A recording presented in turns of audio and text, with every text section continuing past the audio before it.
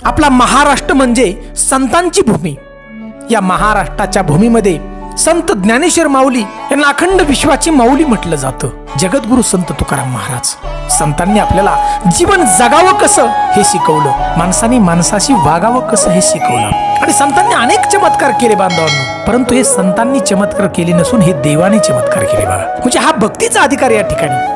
तर बांधवांनो, आज आपण महाराष्ट्रामधला सातारा जिल्हा हा वीरांचा जिल्हा ओळखला जातो आणि याच वीरांच्या जिल्ह्यामध्ये अटके नावाचं गाव आहे बघा। हो, संपूर्णच गावावरती वारकरी संप्रदायाचा पडगा, म्हणजे पंढरीच्या पांडुरंगाचे भक्त या ठिकाणी अनेक संत होऊन गेले आणि ही अटके गावाची भूमी पुण्य झाली। अशी 1900चा काळ आणि याच काळामध्ये संत मुकुंद महाराज यांचं वास्तव्य या गावामध्ये झालं। अफाट मोठी भक्ती पंढरीच्या पांडुरंगाची, प्रत्येक क्षण भगवंताचा आहे आणि प्रत्येक क्षणावरती भगवंताचा अधिकार आहे हा विचार करून संत मुकुंद महाराज भक्ती करायची पंढरीच्या पांडुरंगाची। संत मुकुंद महाराज जास्त बोलत नव्हते बघा, म्हणून त्यांना मुके बाबा म्हणून त्या गावाच्या परिसरामध्ये लोक ओळखत होते बघा। परंतु प्रत्येक क्षण भगवंताचा हे समजून अखंड पंढरीच्या पांडुरंगा नामस्मरण असायचं बघा अपष्टपणे।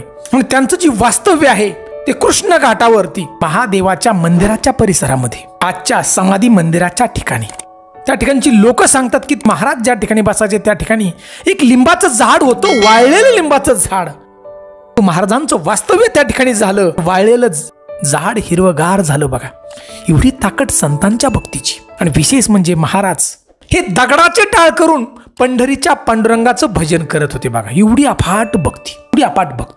त्या अटके गावातील सगळी लोक, जाती धर्माची, परिसरातील लोक संत मुकुंद महाराजांना आपलं दैवत मानतात बघा। तर बांधवांनो, संत मुकुंद महाराजांनी अशा अनेक चमत्कार केले बघा, अनेक चमत्कार की एकाच व्हिडिओमध्ये हे सांगणं शक्य नाही बघा।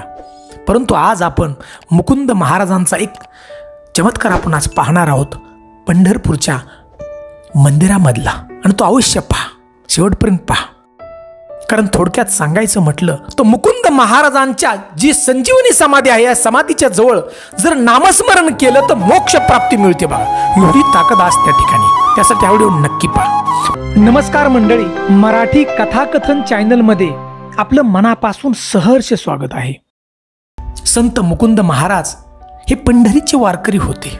त्यांचा एक नियम होता की प्रत्येक महिन्यात येणारी एकादशी शुद्ध आणि वध एकादशीला पंढरीची वारी करायची चालत, पंढरपूरला जायचं आणि पंढरपुरात विठ्ठलाच्या मंदिरात जो गरुड खांबा आहे, गरुड खांबाजवळ विना घेऊन पंढरीच्या पांडुरंगाचं नामस्मरण म्हणजेच भजन करीत बसायचं। अहो, भजन करताना देहभान विसरून विठ्ठल भक्तीत तल्लीन झालेले महाराज त्या ठिकाणी प्रत्येक क्षण भगवंताचा आहे हा मनामध्ये धरून दिवसभर भक्ती करत त्या ठिकाणी बसायचे बघा, बिना वाजवीत।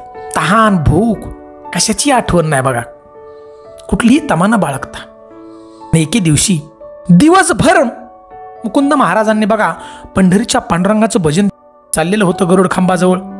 संध्याकाळची वेळ झाली, मंदिर बंद करण्याची वेळ झाली बघा। सेवेकरी आलं आणि संत मुकुंद महाराजांना जबरदस्तीने हाताला धरून मंदिराच्या बाहेर काढलं गेलं। आणि दुसऱ्या दिवशी बघा पहाटेच्या वेळेला मंदिर खोलण्याची वेळ झाली। कालचे सेवेकरी होते बघा, ते मंदिर खोलण्यासाठी ते आले। मंदिराला मोठा टाळा लागलेला होता, परंतु मुकुंद महाराज गरुड खांबाला टेकून विना घेऊन भगवंताचं नामस्मरण करत बसले होते बघा।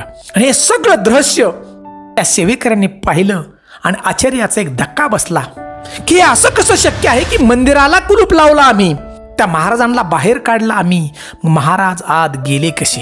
मग त्या सेवेकरांना त्यांची चूक समजली, मंदिराचा दरवाजा खोलला गेला आणि ते सेवक धावत गेले आणि मुकुंद बाबांच्या पायाशी नतमस्तक झाले। बाबा, आम्ही चुकलो, आम्ही तुम्हाला नाही ओळख। तर ते पंढरीच्या पांडुरंगाच्या जवळ गेले, माफी मागू लागले देवाची। देवा, आमच्या हातून चूक झाली, तुमच्या आवडीच्या भक्ताला आम्ही मंदिराच्या बाहेर काढलं, इथून पुढे अशी चूक होणार नाही असं वचन देवाला दिलं बघा। आणि त्याचाच महिमा म्हणून आज आटकेकर या गावातले वारकरी जे आहेत ते पंढरपूरच्या विठ्ठल मंदिरात महिन्याच्या प्रत्येक जी एकादश आहे शुद्धी आणि वध या एकादशीला हरिनामाचा जागर म्हणजेच विना करू शकतात बघा। त्या जागेवरती संत मुकुंद महाराजांच्या पंढरपुरातील जो रावळातील तीच अधिकार होता तो जगद्गुरु संत तुकाराम महाराजांचे 5वे वंशज श्री भाऊसाहेब महाराज यांना कळाला आणि त्यांनी पंढरपुरातील गरुड खांबाजवळील विण्याचा जागर ही जी सेवा आहे ती मुकुंद महाराजांना त्यावेळी त्यांनी दिली बघा। एवढी ताकद मुकुंद महाराजांची, ही सगळी ताकद कशाची? भक्तीची ताकद, एकनिष्ठ भक्ती की प्रत्येक आयुष्यातला क्षण आणि क्षणाला घेणारा तो श्वास हा भगवंताचा आहे, भगवंताचा त्याचा अधिकार आहे। त्यामुळे भगवंताची भक्ती हे मुकुंद महाराज त्या प्रकारे करत होते बघा।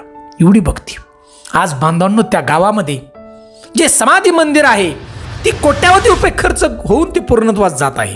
त्या गावातील सगळा वारकरी संप्रदाय मुकुंद महाराजांचा प्रत्येक भक्त परिसरातील दैवत मानतोय त्यांना बघा। बांधवांनो मुकुंद महाराजांची जी संजीवन समाधी सोहळा आहे तो गोकुळ अष्टमी म्हणजे गोकुळ जन्माष्टमी हा दिवस असतो बघा, समाधी सोहळ्याची तिथी।